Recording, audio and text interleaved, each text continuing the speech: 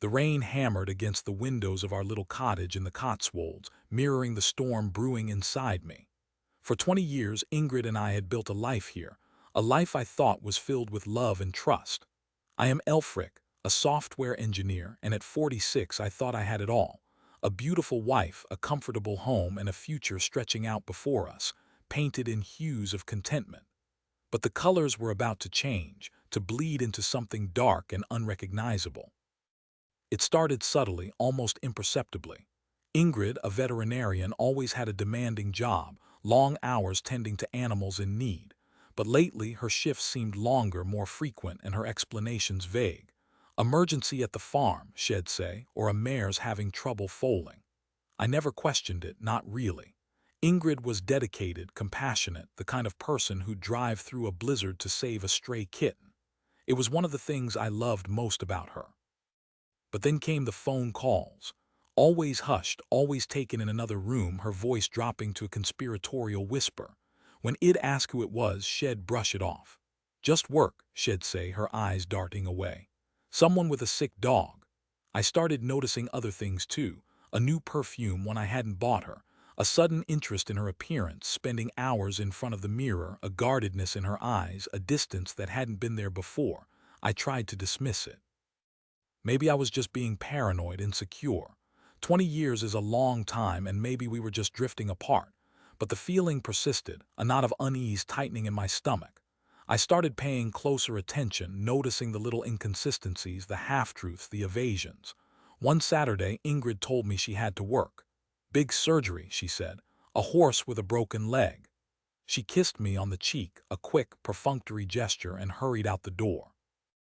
I spent the day pottering around the house trying to distract myself, but the feeling wouldn't go away.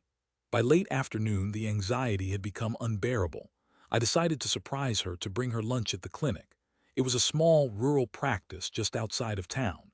I packed a sandwich and a flask of tea and drove over, my heart pounding in my chest. When I arrived, the parking lot was empty. That struck me as odd. On a Saturday, there were usually several cars parked outside. I walked to the front door and peered through the window. The reception area was deserted, the lights off. Maybe she was in the back in the operating room. I tried the door. It was locked. I walked around to the back of the building, hoping to find another entrance. As I rounded the corner, I saw her car parked in the shadows. And then I heard voices, muffled but distinct, coming from inside the clinic. Ingrid's voice. And another voice, a man's voice. I crept closer, my blood turning to ice in my veins. I pressed my ear against the wall, straining to hear. It was definitely Ingrid. She was laughing, a low, throaty laugh I hadn't heard in years. And then I heard the man's voice again, closer this time. I couldn't make out the words, but the tone was unmistakable.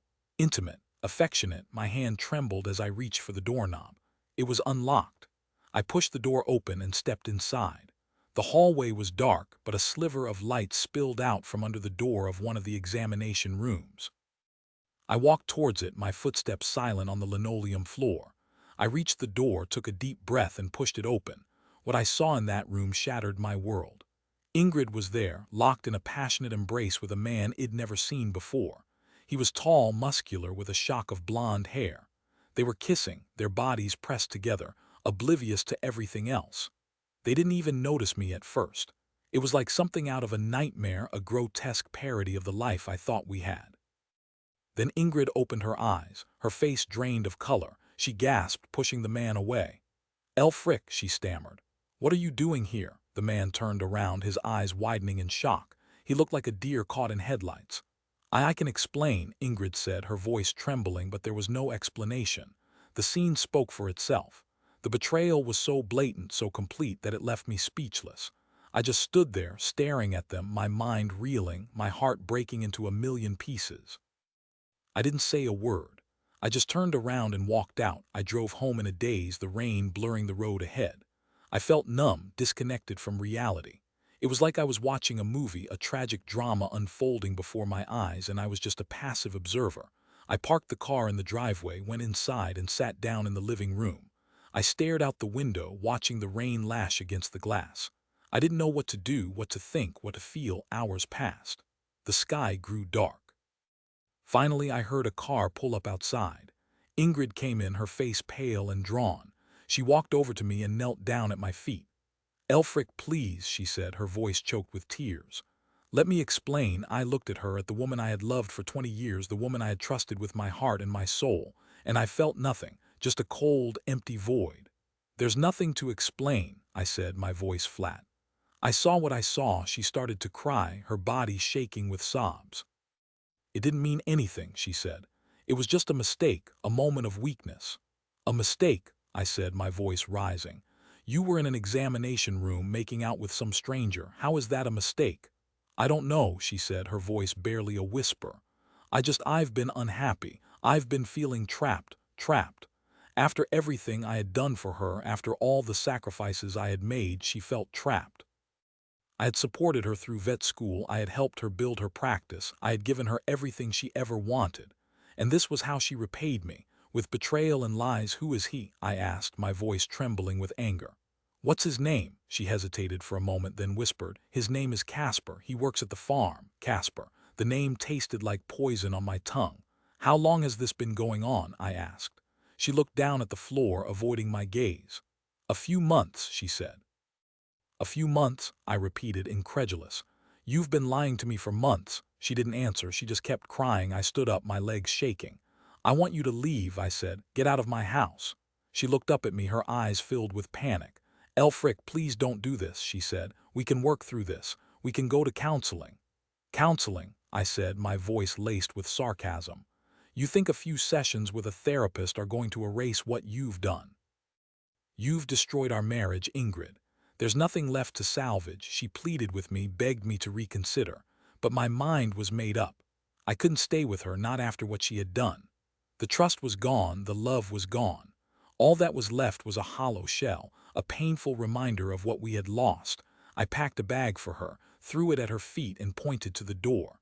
She left without another word, her shoulders slumped, her head bowed.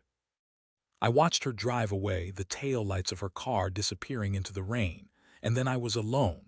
Alone in the house we had built together, alone with my grief and my anger, alone with the shattered remains of my life. The next few weeks were a blur. I contacted a lawyer, filed for divorce. Ingrid didn't contest it. She knew she was in the wrong. The divorce was finalized quickly, efficiently. I sold the cottage, unable to bear the thought of living there without her. It was filled with too many memories, too many lies. I moved to London, to a small apartment in Shoreditch. I threw myself into my work, spending long hours coding, trying to forget the pain. But it was always there, lurking beneath the surface, a constant ache in my heart. I couldn't sleep, I couldn't eat. I lost weight, I became withdrawn, a shadow of my former self. My friends tried to help, tried to cheer me up. They took me out to dinner, to the theater, to concerts. But nothing worked. I was trapped in a prison of my own making, a prison of grief and betrayal. I couldn't forgive Ingrid, I couldn't forget what she had done. One day I received a letter. It was from a solicitor in Gloucestershire. I opened it, my hands trembling. It was from Casper's wife, Bronte. She had found out about the affair. She was divorcing him and she wanted to talk to me. I hesitated for a long time before calling her. I didn't know what to say, what to expect. But curiosity got the better of me. I picked up the phone and dialed the number. Bronte was a kind, intelligent woman. She had been devastated by the affair just as I had been. We talked for hours, sharing our stories, our pain, our anger. We discovered that Casper had been lying to both of us, manipulating us, playing us against each other. He had told Bronte that he was working late, that he was traveling for business. He had told Ingrid that he was single, that he was looking for a serious relationship. He had spun a web of lies, and we had both been caught in it. As we talked, an idea began to form in my mind. A plan for revenge. I knew it wasn't healthy, I knew it wouldn't bring Ingrid back, but I couldn't help myself. I wanted to make them pay for what they had done. I wanted to expose their lies, to ruin their lives. Bronte was hesitant at first. She didn't want to stoop to their level, to engage in petty revenge. But I convinced her that it was the only way to get closure, to move on with our lives. Together, we hatched a plan. First, we gathered evidence. We collected emails, text messages, phone records. We documented everything, every lie, every betrayal. Then we contacted the local newspaper. We told them our story, providing them with all the evidence we had gathered. They were eager to run the story. It was a juicy scandal perfect for their readership. The story broke a few days later. It was front-page news, complete with photos of Ingrid and Casper. The headline screamed, "Local vet in love triangle scandal." The article detailed the affair, the lies, the betrayal. It named names, it spared no details. The fallout was immediate and devastating. Ingrid was fired from her job at the clinic. Her reputation was ruined. Casper was ostracized by his friends and family. His wife left him, taking their children with her. They were both pariahs, shunned by the community. They had lost everything. I watched it all unfold from a distance, feeling a strange mixture of satisfaction and guilt. I had gotten my revenge, but it hadn't brought me any joy. It hadn't erased the pain, it hadn't filled the void in my heart. It had just left me feeling empty and hollow. Ingrid called me a few weeks later, her voice trembling with anger and despair. "You've ruined my life," she screamed. "How could you do this to me?" "You ruined your own life," I said, my voice cold. "I just exposed the truth." She hung up without another word. I never heard from her again. I don't know what happened to her or to Casper. I didn't care. I had moved on with my life. I had started seeing a therapist who helped me process my grief and anger. I had joined a support group for people who had been betrayed. I had started to heal. It took a long time, but eventually I learned to forgive Ingrid, not for her sake, but for my own. I realized that holding onto the anger was only hurting me. It was poisoning my soul, preventing me from moving forward. Forgiveness was the only way to break free. I never remarried. I never had children, but I found happiness in other ways. I traveled the world, I pursued my hobbies, I spent time with my friends and family. I built a new life for myself, a life that was fulfilling and meaningful. Looking back, I can see that the affair was a turning point in my life. It was a painful, traumatic experience, but it also taught me valuable lessons about love, trust, and forgiveness. It made me stronger, more resilient, more compassionate, and it ultimately led me to a place of peace and contentment. Years later, I was visiting my mother in the Cotswolds when I saw Ingrid. She was working at a small animal shelter on the outskirts of town. She looked older, worn down, but there was a kindness in her eyes that I hadn't seen before. I didn't approach her. I just watched her for a moment and then I walked away.